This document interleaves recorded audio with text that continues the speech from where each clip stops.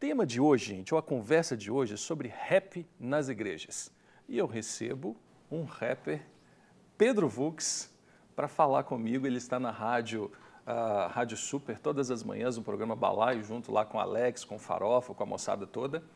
E ele vem conversar com a gente sobre algo que pode revolucionar um pouco a sua forma de pensar. E esse é o propósito do Mente Aberta. Então, eu quero dar as boas-vindas, Pedro. Bacana. Tudo bem. Tá aí, né, mano? Beleza. Beleza. Deus, satisfação. Pedro, eu fiquei muito feliz assim, com a oportunidade de você vir aqui, até pelo trabalho que você faz, né? Que isso. Fiquei mesmo, cara. Fiquei muito... E tem aqui um pouco da sua história. Olha. Sim. Dono de rara perspicácia, estilo único, Pedro Vux, um dos grandes improvisadores do rap brasileiro nos últimos anos. Você lançou em setembro de 2011 seu primeiro EP, Sim, é isso mesmo? É isso. O que é EP? É um disco com menos faixas. Geralmente um disco demonstrativo, para a gente tentar algum apoio, apresentar o trabalho. Sei. Foi isso. O nome dele era Iluminado. Sim. O trabalho foi bem recebido pelo público e, além de vender mais de 5.000 cópias, rendeu visibilidade nacional ao MC, que aumentou seu público em território nacional. Então você tem se consolidado aí como os artistas rap mais atuantes em Belo Horizonte. Já se apresentou ao lado de nomes como Dexter, Marechal, Black Allen, Flávio Renegado, Rashid, Projota e Shaolin. Sim. Hip hop real, evangelho puro e simples, vivendo e inspirando sonhos, fazendo e espalhando música cheia de esperança, cara. Muito bacana. Legal. E aí, firmado aí nisso tudo, você tem as influências do jazz, MPB, o folk, até mesmo do rock. A música de Vux ganha cada dia mais inspiração nas Sagradas Escrituras. Então, o seu diferencial vem grande parte disso aí, né, Vux? Você consegue fazer, construir um estilo musical fundamentado em valores bíblicos. Cara, é o conhecimento que eu busco ter diariamente, para poder dialogar, para poder abrir portas. Esses nomes que você citou são nomes do rap nacional, não são nomes do rap gospel. São pessoas que eu dividi o palco levando a mensagem da cruz, anunciando a boa nova, em boates, em festivais. Você é presente nesses eventos? Sim. Como a galera que, de repente, se fosse chamar para ir conhecer algum momento, participar de um culto, de uma igreja, nunca iria. Provavelmente... Quer dizer, não vou falar nunca, mas assim, a probabilidade de 90% de não ir. Com certeza, por eles acharem que é todo mundo bem enquadrado, como você disse. Mas ali dialogando, escutando, vendo que nós falamos da Bíblia com autoridade, por estudar, por buscar entender e conseguir inserir ela no nosso contexto, eles já param para pensar, ó, não é o que eu pensava. O cara consegue trazer o contexto da rua, inserir a Bíblia e fazer todo mundo aqui pensar igual eu estou fazendo. Não é uma coisa quadrada, não é uma coisa chata. O menino sabe o que está falando. Então, todos se transformarem em amigos, em admiradores. Bacana. Eu posso conversar com eles assim abertamente sobre Deus. Não houve preconceito nenhum em você dividir palco, nem do público, nem dos artistas? De jeito nenhum. É sempre bem aceito, uma ponte que tem um acesso livre, graças a Deus. E do outro lado, você percebe preconceito dentro de algumas igrejas ou comunidades com relação a esse tipo de ritmo? Não. Assim, minha mãe sempre me fala uma coisa bem legal, Charlão, que o pastor Márcio tem uma frase que ele usa que fica feia para quem faz, né? E sempre é isso. Eu nunca liguei muito para isso, para olho torto, para rejeição.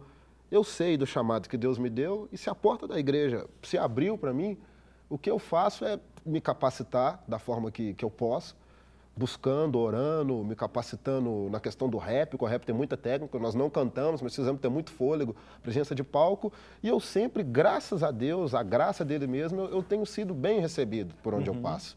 Eu sempre tento ser bem próximo das pessoas, eu não quero criar uma distância de ninguém, a rádio me ajuda muito nisso, eu tenho quase que um contato diário com as pessoas, então as pessoas já sabem quem que é o Vux, e eu chego... Não é um personagem, não o Vux é você. Sou né? eu. É a sua vida, é a transformação que aconteceu em você. Tanto que eu faço questão de ser o Pedro Vux, não só o Vux. Porque o Pedro é o nome que minha mãe me deu, que registrou. Eu gosto de carregar o nome Pedro pelo contexto bíblico de quem Pedro foi. Eu não quero tirar isso nunca do meu nome. Então, sempre é o Pedro Vux. É claro que existe o preconceito, lógico, mas eu não tiro meu boné, eu não deixo de usar uma calça larga, uma corrente, eu não mudo meu linguajar para falar com ninguém.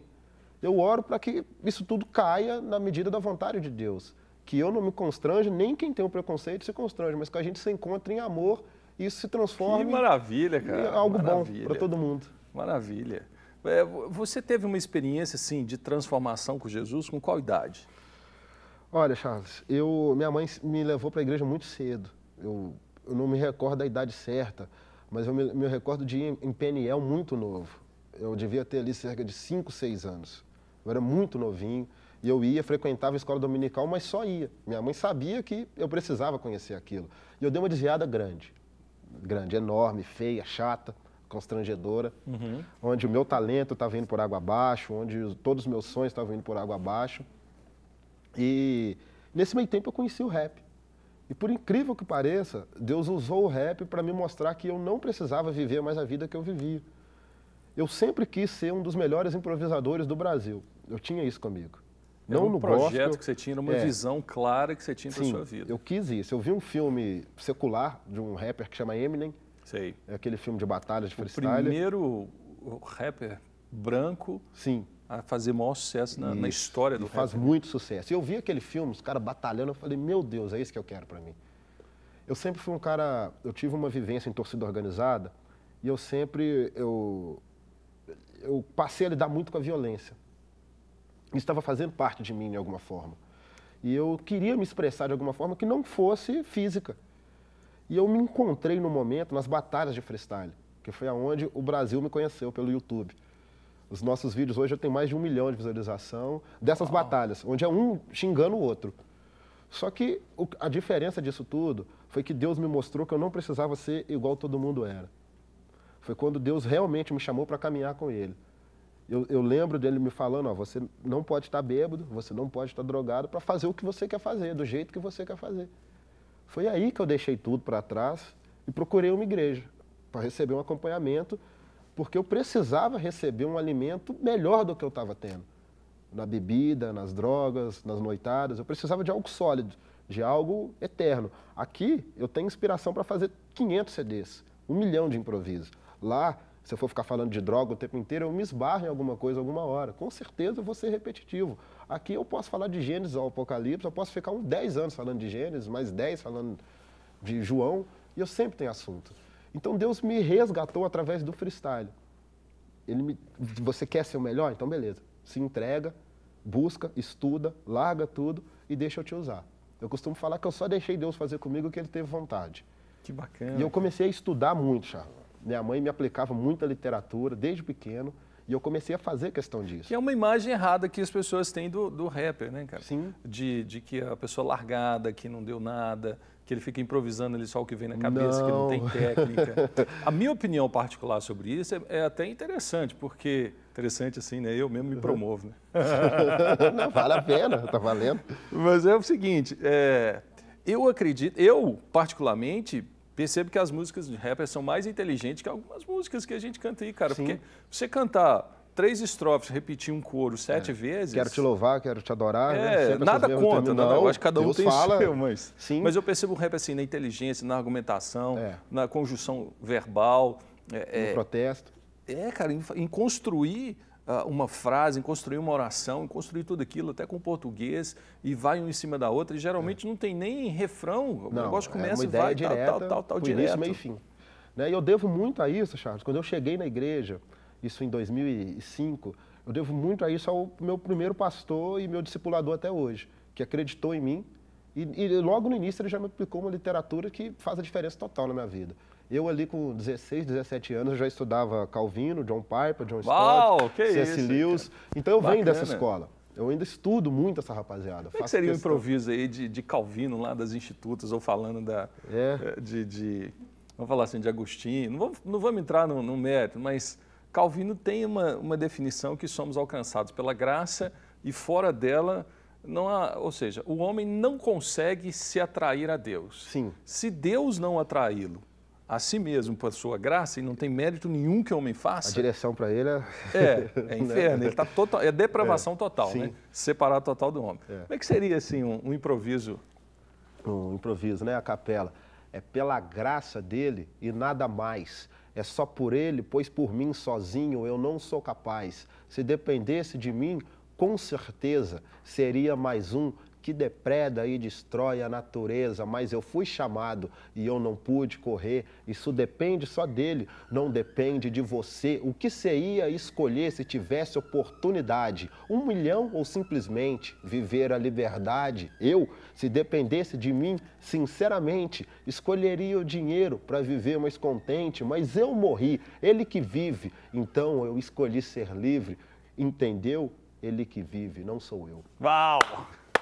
Bacana, cara. Legal. Teologicamente, assim, profundo. A gente segue esse caminho.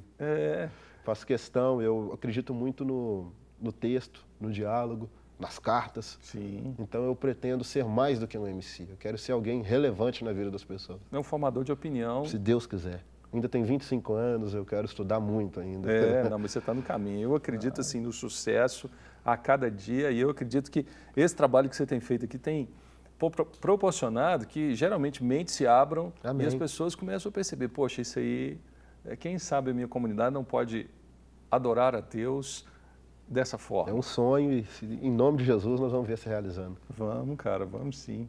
Eu já estou pensando em algumas coisas Amém. aqui. Vamos bolar um negócio bacana vamos aí para a gente lá. Olha, tem algumas perguntas aqui muito interessantes.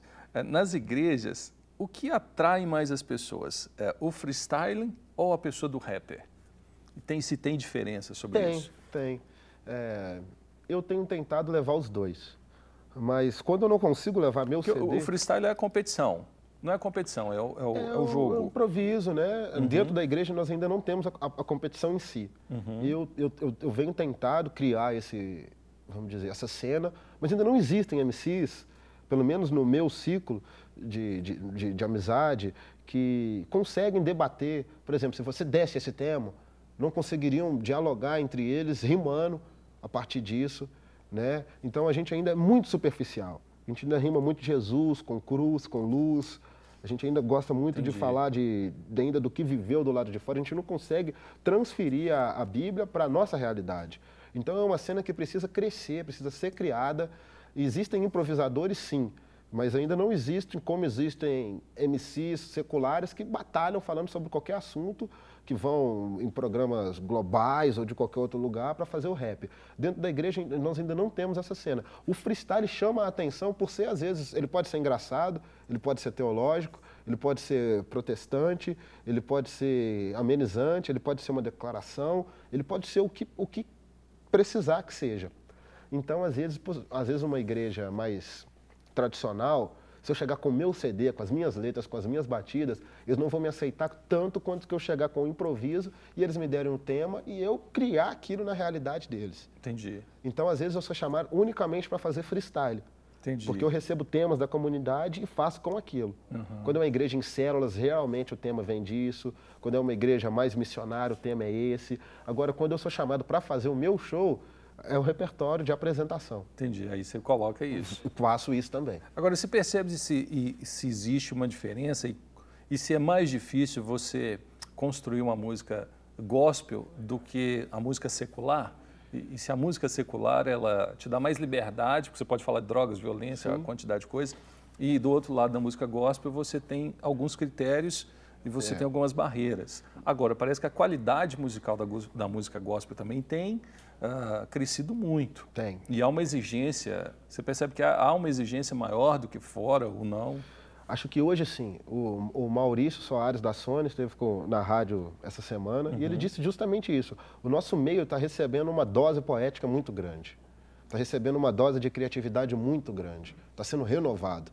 A rapaziada está ficando realmente mais crítica. Hoje eu escuto em uma igreja tradicional palavra antiga no domingo. A galera cantando isso, eu não digo em uma igreja renovada, uma igreja tradicional, a galera já canta isso, né? Eu acho que é necessário, sim, ser tradicional, isso não pode morrer nunca, mas está na hora, sim, de uma renovação.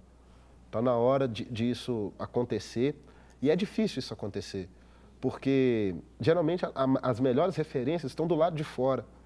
E para a gente escutar essa referência e filtrar a ponto dela receber a cor do Evangelho, a gente precisa de muito preparo para não colocar o nosso achismo nisso. A gente precisa colocar a Bíblia em tudo. Se nós escutamos um percussionista secular e ele tem uma referência legal, a gente tem que saber o que tirar daquilo, colocar a nossa essência cristã para aquilo receber o DNA do Evangelho. né, e ser legal. É realmente mais difícil fazer uma música gospel de qualidade do que uma música secular de qualidade. Porque aqui nós temos mandamentos que a gente não pode pular.